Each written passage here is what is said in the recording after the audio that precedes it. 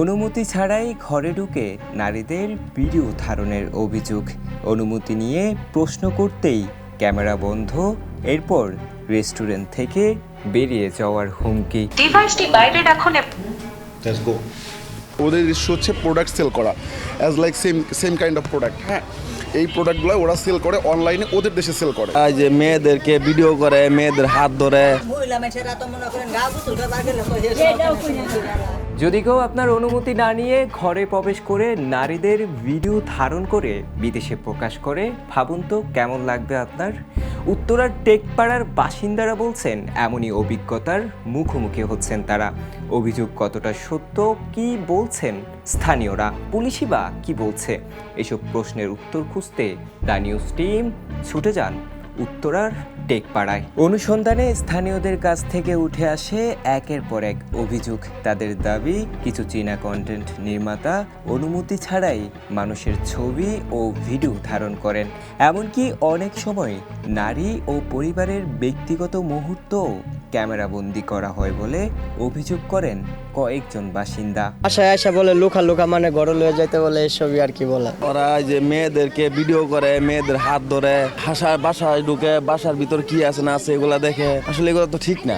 অভিযোগের সত্যতা জানতে দ্য নিউজ টিম কথা বলে কয়েকজন চীনা নাগরিকের সঙ্গে। তাদের একজন বলেন, সবাই এমন কাজ করেন না, কিছু দায়িত্বহীন কন্টেন্ট নির্মাতার কারণে অন্যরাও সমালোচনার মুখে পড়েন। এই যে আপনারা এখানে আসছেন, হ্যাঁ, অনেকে অভিযোগ করছে আপনারা আমাদের দেশকে খারাপভাবে রিপ্রেজেন্ট করছেন।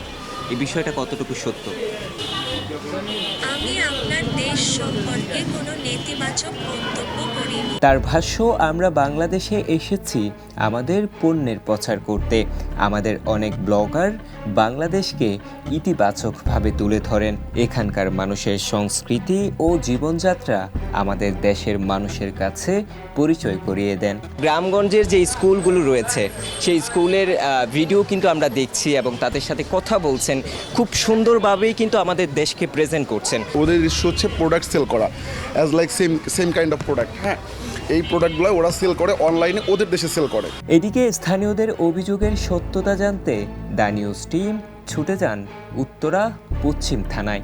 ডিউটি অফিসার জানান, এখন পর্যন্ত কোনো চীনা নাগরিকের বিরুদ্ধে এই ধরনের লিখিত অভিযোগ পাওয়া যায়নি। তবে গত বছর এক চীনা নাগরিক থানায় এসে অভিযোগ করতে চেয়েছিলেন। তার দাবি ছিল এক নারী তার মোবাইল ফোন নিয়ে চলে যান, কিন্তু বাংলা বা ইংরেজি কোনো ভাষায় বিষয়টি বুঝিয়ে বলতে না পারায় তিনি লিখিত অভিযোগ না করেই চলে যান।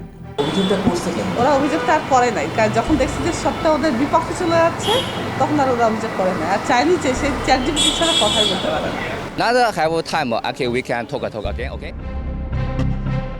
Farhad Hossain, the news, Dhaka.